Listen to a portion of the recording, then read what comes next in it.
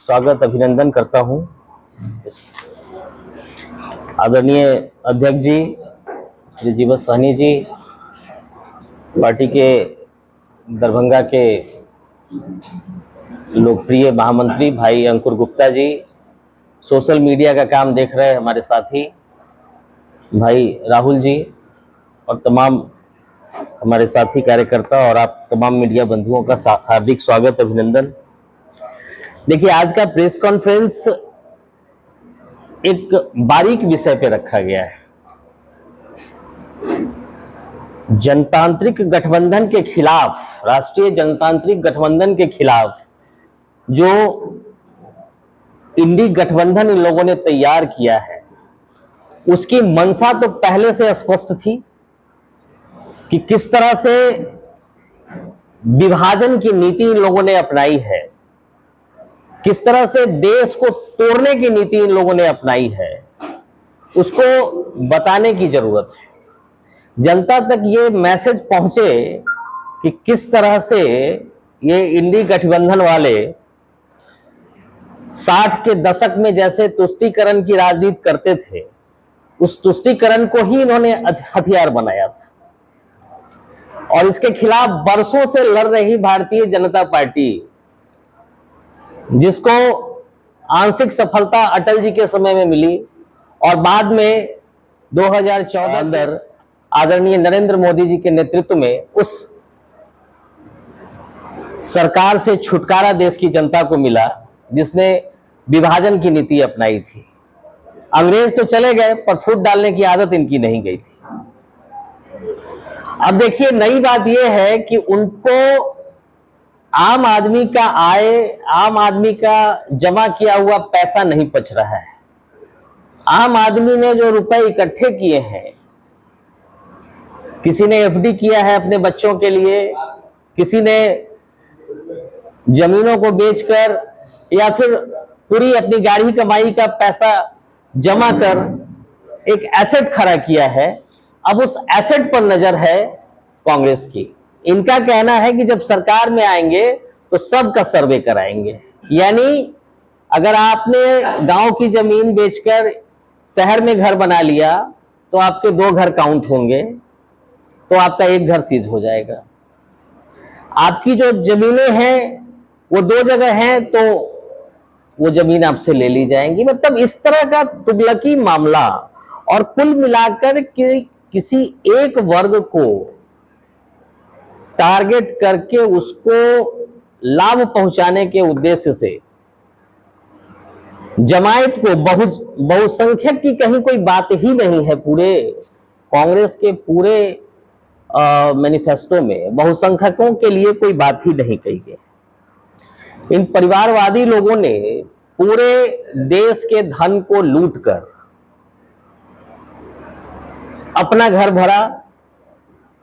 ये लोग गरीबों की राजनीति करते करते कैसे अमीर हो गए ये पता नहीं चला, चाहे वो उनके सहयोगी दल कांग्रेस वाले हों या उनके सहयोगी दल राष्ट्रीय जनता दल के लोग हों, आम आदमी पार्टी के लोग हों, तृणमूल कांग्रेस के लोग हों, जितने भी लोग हैं, इन लोगों ने कब उस अमीरी को प्राप्त कर लिया गरीब की राजनीति करते करते, ये बड़ा यक्ष प्रश्न है जनता के सामने। और इसको समझना, जो घोषणा पत्र है 2024 का, उसमें जातियों और उपजातियों और उनकी सामाजिक आर्थिक स्थितियों की गणना करने के लिए एक राष्ट्रव्यापी सामाजिक, आर्थिक और जाति जनगणना का आयोजन करने की बात की है और आंकड़ों के आधार पर सकारात्मक कार्रवाई के एजेंडे को मजबूत किया जाएगा। और सबसे बड़ी बात यह कि कांग्रेस ने अपने मैनिफेस्टो में, जो मैंने अभी कहा भी, बहुसंख्यकवाद की कोई चर्चा नहीं की है। ये चिंतन का विषय है और चिंता का विषय है कि कुछ 1% के लिए बाकी लोगों को ओवरलुक करना, ये कांग्रेस की ही मंशा हो सकती है। सबका साथ, सबका विकास, सबका विश्वास मानने वाली पार्टी भाजपा की नहीं हो सकती है। भारतीय जनता पार्टी ने सबको लेके चलने की शुरू से ठानी है और आगे भी चलती है। और ओबीसी रिजर्वेशन के लिए 50% का जो है अभी, उसको भी खत्म करने की बात हो रही है। वहां भी कुछ एक समुदाय को जोड़ने की बात हो रही है, जबकि उनको पहले से अलग से मिल रहा है। कास्ट को बाइफरकेट किया गया, लगभग 50% आबादी है पिछड़े वर्ग की, 15% दलितों की, 8% आदिवासियों की, 15% माइनॉरिटी की और 5% आबादी गरीब जनरल कास्ट की। इन सबको जब मिलाइएगा तो 90, 92, 93% आता है। यहां भी बाइफर्केशन सही नहीं हुआ है कि बाकी जो 7% या 10% कास्ट आ रहे हैं, जो उनको रिजर्वेशन मिलना चाहिए, वो किसको मिलेगा। तो यहां भी एक हिडन एजेंडा है। तो कुल मिला के हम ये कह सकते हैं कि कांग्रेस एक हिडन एजेंडे के साथ किसी खास वर्ग को की तुष्टीकरण के लिए बहुसंख्यकों पर प्रहार कर रही है। जनता दल यूनाइटेड, भारतीय जनता पार्टी और हमारा जो राष्ट्रीय जनतांत्रिक गठबंधन है, इन सब के मैनिफेस्टो में आप देख जाएं, हम लोगों ने सबके साथ और सबके विकास की बात की है। तो इन सब बातों के बाद चाहे वो राहुल गांधी की सभा होती हो, प्रियंका जी की सभा होती हो, सब लोग एक ही जगह पे घूम फिर के रहते हैं। आपकी संपत्ति आपकी नहीं रहेगी, ऐसी व्यवस्था की जा रही है। हम अपील करेंगे इस प्रेस कॉन्फ्रेंस के माध्यम से देश की और राज्य की जनता को कि ऐसे लोगों से बचें। हम किसी भी समुदाय का विरोध नहीं करते हैं, लेकिन हम सबका साथ, सबका विश्वास और बराबरी के अधिकार की बात करते हैं, अभिवंचितों को देने की बात करते हैं। तो जरूरतमंदों से भी हमारा पल्ला झाड़ने का कोई नियत नहीं है। चाहे वो किसी समाज के जरूरतमंद हैं, हम उनको भी देना चाहते हैं, हम उनके साथ भी पूरी सहानुभूति और पूरा अधिकार उनको मिलना चाहिए। तो देश और राज्य की जनता को इस संवाददाता सम्मेलन के माध्यम से, खास के इस दरभंगा की पावन भूमि पर जो ये जो कॉन्फ्रेंस हो रहा है, यहाँ की महान जनता को भी हम लोग ये सादर सूचित और सतर्क करना चाहते हैं कि ऐसे गठबंधनों से बचें और भारतीय जनता पार्टी के नेतृत्व में जो केंद्र में तीसरी बार सरकार बनने जा रही है, उसमें अपनी भागीदारी सुनिश्चित करें। भाजपा को वोट दें, एनडीए को वोट दें। अब लोकल मुद्दे हैं, उस पर भी मैं कुछ चर्चा करूंगा, पिछले कॉन्फ्रेंस में भी चर्चा हुई थी।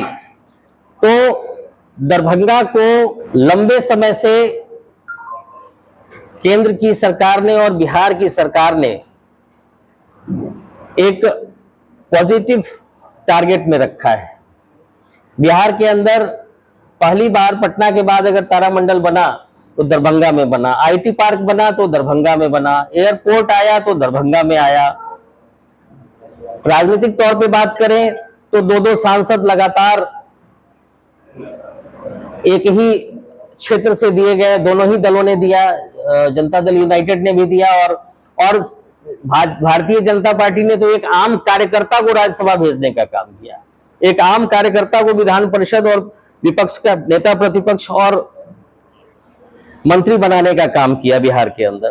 तो इन सब बातों से मैं पुनः जनता को सतर्क करना चाहता हूं कि ऐसे लोगों से बचें जो बहुसंख्यकवाद पर प्रहार करते हैं और किसी खास समुदाय के लिए वैसे लोगों पर प्रहार करते हैं, वैसे लोगों की रोटी, हक की रोटी छीनना चाहते हैं, जिन्होंने बहुत मशक्कत से अपना जीवन का महत्वपूर्ण कमाई का अंश जमा किया है और उसको छीनने पर वो लोग आमदा है। वैसे लोगों से आपको बचने की जरूरत है। मतदान होने जा रहा है बिहार में, सेकेंड फेज का।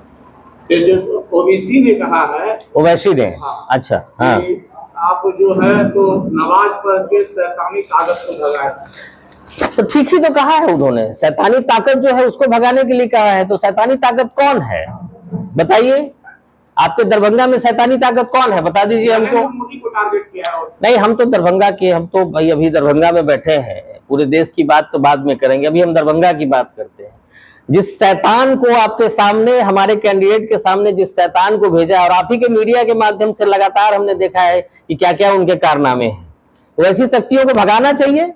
और भारतीय जनता पार्टी ने एक मापदंड स्थापित किया है कि हमारा न कार्यकर्ता उदंड है, न हमारा कार्यकर्ता शैतान है, न हमारा कोई प्रत्याशी शैतान और उदंड है। तो शैतान कौन है ये सब जानती है, पब्लिक है, सब जानती है ना। तो ओवैसी, राष्ट्रीय जनता दल के तमाम लोग, कांग्रेस के तमाम लोग, बाकी जो छोटे मोटे जितने भी पार्टियां हैं, सब के सब वर्सेस मोदी। तो कहा भी गया है ना कि जब पूरा विपक्ष एक हो तो समझ लो राजा कहीं ना कहीं ईमानदार है। तो एक ईमानदार प्रधानमंत्री के खिलाफ ऐसी टिप्पणी, हम इसका बहुत विरोध करते हैं, इसकी निंदा करते हैं। और ओवैसी जैसे लोगों के लिए ये बहुत बड़ी बात नहीं है ये सब मत बोलना, ये सब उनको सूट करता है, वो बोलते हैं, हम लोग इसकी निंदा करते हैं। सर, बिहार में पूर्णिया सीट है, जहाँ के मंच से तेजस्वी यादव ने कहा था यहाँ तो दो विचारधारा की लड़ाई है, या तो इंडिया है या फिर एनडीए है, तीसरी कोई विचारधारा नहीं है।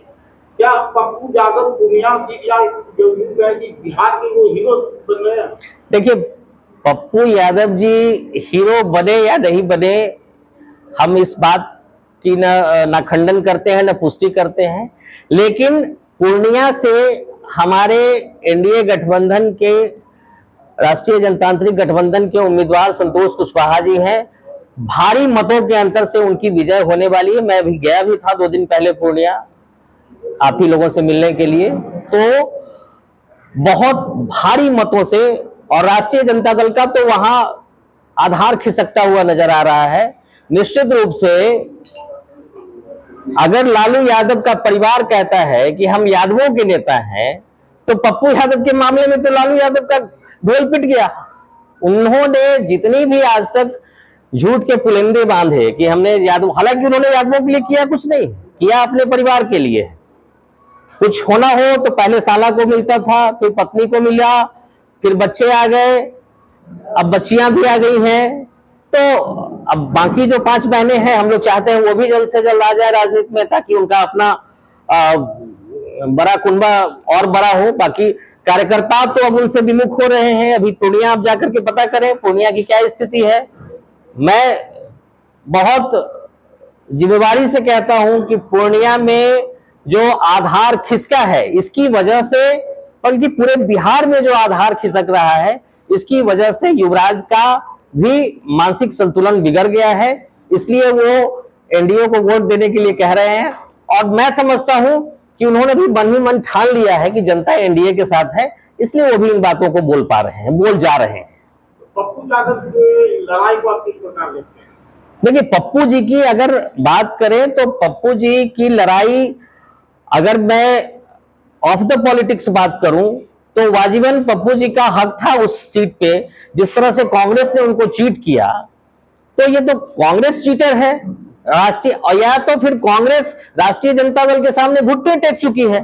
तो ऐसी पार्टी से क्या ही उम्मीद कर सकते हैं भाई, जो राष्ट्रीय एक क्षेत्रीय पार्टी के सामने जिसने घुटने टेक दिए, वैसी पार्टी से क्या उम्मीद की जा सकती है। तो पप्पू यादव के साथ तो अन्याय जरूर हुआ है, और अन्याय का जवाब भी वहां की जनता देगी। लेकिन क्या है, जनता साइमल्टेनियसली एनडीए के कैंडिडेट को वोट करेगी, क्योंकि विकास यहां है, प्रगति यहां है, उत्थान यहां है, आयुष्मान कार्ड यहां है, सीमा सशक्त यहां हुई है, घर घर अनाज यहां से मिल रहा है, हम लोग रोजगार की गारंटी दे रहे हैं। तो सारी अच्छी चीजें यहां हैं, तो क्यों पब्लिक वैसे डोमेन में जाना पसंद करेगी। तो कुल मिला के हमारा जो टारगेट है पूरे देश में 400 पार, और बिहार की 40 सीटों पर हमारा कब्जा, 4